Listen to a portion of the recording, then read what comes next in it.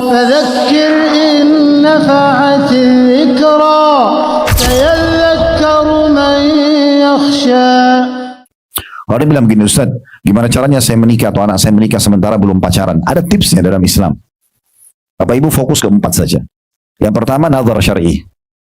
Lihat apa yang membuat kita menarik. Dan itu tolak ukurnya wajah dan telapak tangan saja cukup. Ya. Wajah itu simbol setengah badan, telapak tangan simbol setengah badan. Cukup. Ya. Dan Nabi SAW mengatakan, lihatlah dalam hadis yang sahih, lihatlah sesuatu yang menarikmu untuk menikah.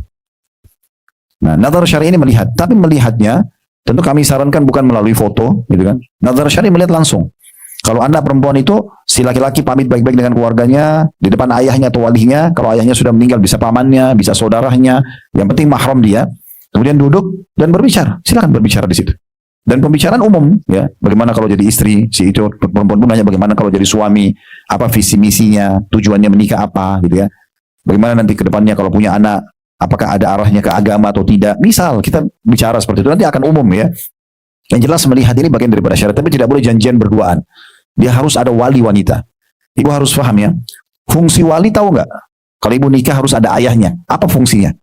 Fungsinya itu, ibu sekalian fahami baik-baik. Jadi jangan melanggar nikah tanpa wali. Makanya Nabi SAW bilang, wanita manapun yang nikahkan dirinya tanpa izin walinya, nikahnya batal. Wali ini backingan. Jadi seakan-akan kehadiran wali itu dikatakan kepada calon suaminya, ini saya punya ayah loh. Jadi kalau kamu jahat sama saya, ini ada pembela saya. Itu fungsinya wali. Jadi jangan nikah tanpa wali. Nah, itu. Ibu-ibu juga hati-hati. Izin pernikahan anak itu murni punya suami, punya ayahnya ya. Karena banyak terjadi juga di negara kita, seorang laki-laki suka perempuan, dia lamar ke ayahnya, ayahnya tolak. Lalu yang didatangi disogok ibunya.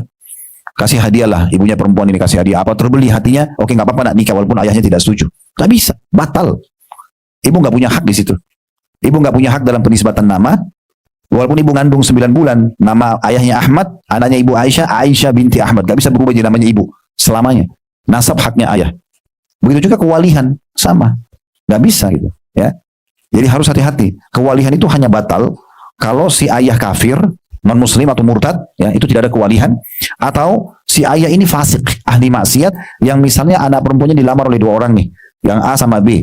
A ini orang soleh, yang B ini orang fasik, ahli maksiat misalnya narkotika segala macam. Tapi ayahnya maksa anak perempuannya nikah sama orang narkotika ini. Di saat itu boleh walinya pindah ke wali hakim. KUA ada, pemerintah, gitu ya. Karena dia akan menjerumuskan anaknya pada maksiatan. Tapi kalau tidak mulia lagi. Baik, kita kembali dulu tadi ke 4 poin masalah bagaimana saya mengenal pasangan saya walaupun tidak pacaran. Yang pertama nazar syar'i, lihat dulu. Jangan lihat foto tapi ketemu sama orang cuma tidak berduaan. Harus ada mahramnya, harus ada walinya. Ibu harus yakin Bu ya. Ibu, maaf ini saya harus bahasakan. Kalau ibu menunjukkan pada laki-laki kehormatan ibu nggak mudah diajak ngobrol, ibu nggak mudah disentuh, apalagi dicium. Pasti laki-laki itu akan memuliakan ibu. Saya bicara sebagai laki-laki. Tapi kalau perempuan itu disentuh iya, dicium iya, diajak tidur di hotel iya, pasti rendah di mata laki-laki itu. Apa pikiran laki-laki? Laki-laki itu dominan akal. Dia akan bilang apa? Oh kalau sama saya begini berarti sama laki-laki lain juga begitu. Tapi kapan wanita itu ada yang mau diundang, dipanggil keluar, saya nggak bisa. Mau sama saya silakan nikah. Habis nikah silakan. Kalau belum nikah enggak, pastikan laki-laki itu suaminya akan muliakan dia. Pasti. Pernah dengar Ummu Sulaim ya, seorang sahabiat Nabi. Beliau pada saat jadi janda, suaminya Malik namanya, meninggal dalam keadaan kafir. Tapi dia sudah muslimah. Sebabnya si Malik ini meninggal, itu karena waktu Ummu Sulaim masuk Islam, dia ajak suaminya, ayo masuk Islam, diajaklah sama dia. Tapi dia nggak mau. Dia emosi karena diajak masuk Islam, dia keluar dari rumahnya, dia ketemu sama musuh-musuhnya, berantem, mati, terbunuh. Dalam keadaan kafir. Tapi si Malik ini punya satu sahabat namanya Abu Talha. Orangnya tampan, orangnya kaya, orang yang berwibawa gitu. Dia tahu ini, Ummu Sulaim wanita salihah, wanita baik, patuh, layani suaminya segala macam. Lalu dia bilang, saya mau menikahi kamu. Apa kata Ummu Sulaim? Langsung jawabannya. Nggak bilang, ayo kita jalan dulu, kita kenalan dulu, nggak. Ummu Sulaim mengatakan, wahai Abu Talha, laki-laki seperti Anda tidak ditolak. Secara umum ditahu ini orang baik. Ya. Tapi saya muslimah, Anda kafir. Nggak boleh kita nikah. Kalau Anda mau masuk Islam, saya jadikan masuk Islam Anda sebagai mahar saya.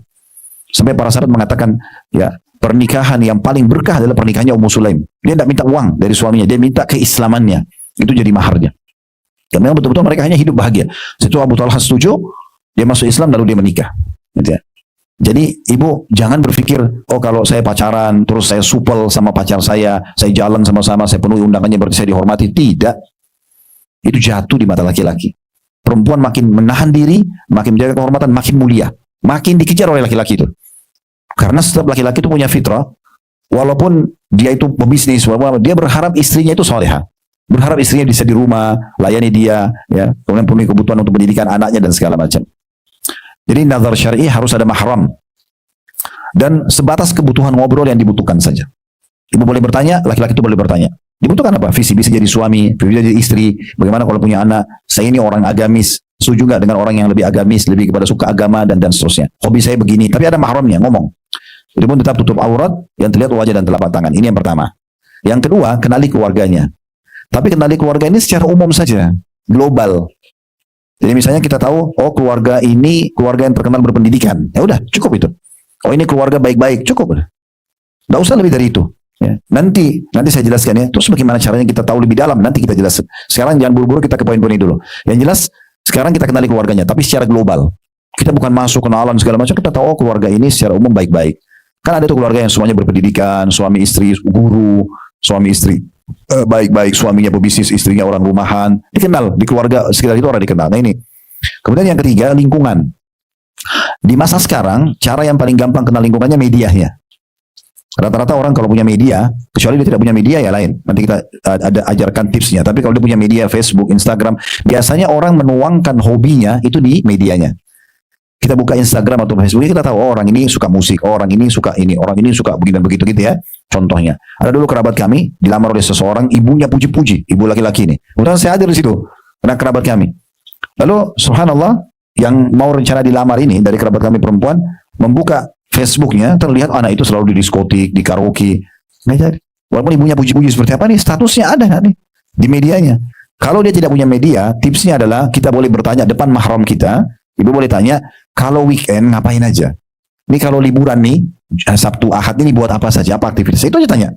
Kalau dia bilang, oh saya biasa ke karaoke, saya ke diskotik. Jadi ibu sudah ambil kesimpulan. Kalau dia bilang, oh saya biasa hadir di majelis taklim. Oh saya biasa ke perpustakaan. Saya ikut pelatihan peningkatan skill saya. Ya, keterampilan saya. Itu berarti oke. Udah cukup. Jadi lingkungan ya. Kemudian yang terakhir, yang keempat baru istikharah. Sholat 2 rakaat saja. Istikharah nggak usah lama-lama. Ya. Nggak usah lama-lama. Sholat 2 rakaat. Habis sholat, asal niatnya ikhlas ya. Lupakan dulu kecenderungan kita. Dari 2 yang kita pilih A atau B. Kita lupakan dulu kecenderungannya. Kemudian kita istikharah minta petunjuk sama Allah. 2 rakaat cukup. Selepas salam, kita tinggal ikutin isi hati kita. Kalau persentasenya, secara persentase, misalnya 60% mau menikah, 40% masih ragu. Itu sudah jawaban istikharah. Udah melangkah saja. Gitu kan? Jadi nggak usah tunggu mimpi. Ya. Apalagi di Indonesia katanya ada kalau mimpi ular mau menikah. Ya. Ini perlu dibantai ini. Kalau nenek-nenek 90 tahun mimpi digigit ular mau nikah, kan nggak mungkin. Itu nggak ada hubungannya. Bisa juga orang karena mimpi, tapi mimpinya misal contoh, Allah perlihatkan dia pakai baju ihram, lagi tawaf, misal, Allahu a'lam gitu ya. Bisa juga datangnya informasi positif atau negatif. Misalnya tiba-tiba kita setelah istikharah, besok atau lusa kita dapat informasi, oh dia sedang temani ibunya di rumah sakit, dia bakti sama ibunya, dia bakti sama ayahnya gitu ya. Atau kita dapat informasi ternyata dia melakukan hal-hal yang negatif ya, baik secara hukum pemerintah ataupun hukum Islam, maka itu berarti sudah cukup ya. Ini saja 4. Baik Ustaz, saya sekarang melangkah menikah nih, saya belum pernah kenal sebelumnya kecuali poin-poin ini saja. Bagaimana caranya saya nanti adaptasi dengan dia? Bapak Ibu sekalian, ta'aruf itu pacaran ya, itu setelah akad nikah. Setelah akad nikah, nanti kita setelah akad nikah baru kita kenal lebih jauh, karena itu cara yang benar. Kita jadi kenal lebih jauh keluarganya sebagai mertua kita, tapi sudah ayahnya ibu sudah boleh salaman sama ayah suami, karena mahram. Ya. Dalam Islam walaupun ibu cerai sama suami, ayahnya suami tetap mahram. Tidak ada namanya mantan mertua, tidak ada namanya mantan anak mantu. Ya, kayak saya sama ayah ibu istri saya, itu saya akan mahram abadi. Sebagaimana istri saya mahram abadi dengan ayah saya, abadi seperti orang tua, walaupun terjadi perceraian. Walaupun tentu tidak, tapi kalau terjadi pun tetap statusnya ada. Nah itu kan beda dengan kalau kita masih pacaran. Mereka bukan mahram kita. Gak bisa kita salaman, gak bisa duduk berdua. Ini seperti orang tua kita kalau sudah nikah. Lihat perbedaan dasarnya gitu ya. Jauh sekali. Di saat itulah kita bisa berbaur dengan keluarganya, kita bisa lebih banyak berbaur dengan aktivitas dia sehari-hari. Ya. Jadi nggak benar orang bilang, oh kalau pacaran 10 tahun nanti rumah tangganya langgeng. Enggak, ada orang pacaran 10 tahun 2 bulan cerai. Gak benar. Gitu kan. Jadi ta'aruf yang sebenarnya, kenalan yang sebenarnya, pacaran sebenarnya justru setelah akad nikah. Baik, lebih jauh lagi Bapak Ibu sekalian. Persentase perceraian dunia yang paling kecil sekarang ini adalah di Saudi. Yang paling kecil. Ya, saya pernah dapatkan informasi itu yang paling kecil. Kenapa? Saya pernah tanya teman saya di Madinah waktu itu kami masih kuliah ya, Dr. Muhammad Rahili hafizahullah. Saya tanya, gimana kalau anda ini atau kamu ini mau nikah? Sementara semua wanita bercadar, semua wanita tertutup di Madinah. Gak ada orang kenalan-kenalan bebas kayak kita gitu. Dia bilang, kalau saya sudah ada kecenderungan mau nikah, saya bilang sama ibu saya mau menikah. Lalu ibu saya menyiapkan kandidatnya. Sepupu ini kamu, anak tetangga, anak ini. Karena perempuan bisa ketemu sama perempuan. Maka ibunya sampaikan, ini nak, ada 5 pilihan. Si fulana umurnya begini, ciri-cirinya umumnya seperti ini. Misal contoh. Nah dari A, B, C, D, F, ini misalnya 5 orang. Itu sampai E, misalnya A, B, C, D, E, misalnya atau sampai F. Nama-nama ini, kemudian misalnya si anak laki-laki ini cenderung, udah saya mau lihat si C dulu deh. Nazar. Ya udah diatur sama keluarganya baik-baik, pergi ketemu.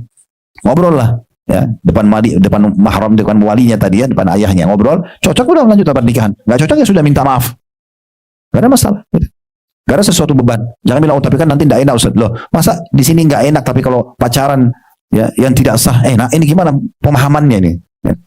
Kenapa kalau pacaran nggak malu, kalau ini malu, kan aneh itu. Apa yang harus malu? Itu bukan aib. Ya. Jadi kita bisa tanpa menunggu waktu yang lama kita sudah bisa melangkah. Nah kalau kita menikah, ta'aruf itu baru berjalan. Seorang laki-laki misalnya menikah umur 30 tahun contoh. Kan dia terbiasa Bapak Ibu sekalian di satu pola ya. Pola makan, pola fikir, pola tidur ya. Si perempuan ini misalnya 25 tahun, dia juga terbiasa dengan pola-pola yang berbeda. Ini pasti ada gesekan. Nggak usah bicara suami istri yang tidak kenal sebelumnya. Adik kakak saja itu beda karakter. Ya. Ibu kalau dan bapak punya anak, 2, 3, lihat bedain karakter, beda karakter. Yang satu lebih dewasa, satu kanak-kanakan. Yang satu lebih lembut, yang satu mungkin lebih tegas. Beda, itu sudah beda. Memang sudah umum. Apalagi suami istri yang beda. Makanya nanti kenalan yang sebenarnya setelah akad nikah. Dan itu lebih mempermudah mereka adaptasi karena sudah halal. Masuk hotel, biologi, safar, nggak ada yang ditakutkan. Sehingga lebih luas dalam kenalan, gitu ya. Nah, makanya Islam datang menyampaikan caranya supaya orang yang kita pilih tidak salah, dahulukan agamanya. Nggak usah lihat agama. Kalau sudah beragama, dia kenal Tuhannya, sudah. Itulah wasiat Nabi Sallallahu Alaihi Wasallam itu ya. Nabi bilang kepada laki-laki, tungkahul mar'ah li arba'ah. Umumnya wanita itu dinikahi karena 4 hal. Limaliha, karena hartanya, lihasabiha, karena keturunannya, lijamaliha, karena kecantikannya, walidiniha, dan karena agamanya. Fadfar bidzatid din taribat yadak. Ya, dahulukan yang beragama, hidupmu bahagia. Kalau berkumpul ada yang cantik, ada yang kaya, ada yang bagus jalur nasabnya, beragama lagi, masya Allah. Tapi kalau tidak, agamanya kita dahulukan. Dan Nabi SAW sudah mengatakan, ad-dunya mata'. Dunia ini semuanya perhiasan. Wa khairu mata'uha al-mar'atu salihah, ya. Dan sebaik-baik perhiasan adalah wanita yang salihah. Jadi pilih agamanya. Begitu juga ibu-ibu perempuan. Kata Nabi SAW, idza ja'akum man tarawna dinahu wa khuluquhu fazawwijuh. Kalau datang kepada kalian yang kalian ridhoi, kalian sudah terima akhlak dan agamanya. Laki-laki nih kalau datang melamar, akhlak dan agamanya, maka terima lamarannya. Kalau tidak akan terjadi kerusakan di muka bumi. Karena sebagian ulama hadis kerusakan itu KDRT, perceraian, itu terjadi karena tidak beragama. Cuma didahulukan kekayaannya saja dan ketampanannya. Ketampanan dan kecantikan ini tanpa keimanan dan ketakwaan omong kosong, musibah. Ya. Tapi kalau dengan keimanan dan ketakwaan itu berbeda. Laki-laki mukmin kalau ada yang dia tidak suka dari istrinya, maka dia bisa menerimanya karena keimanannya. Wanita muslimah, mukminah, kalau dia tidak suka dari suaminya, dia bisa menerima karena keimanannya.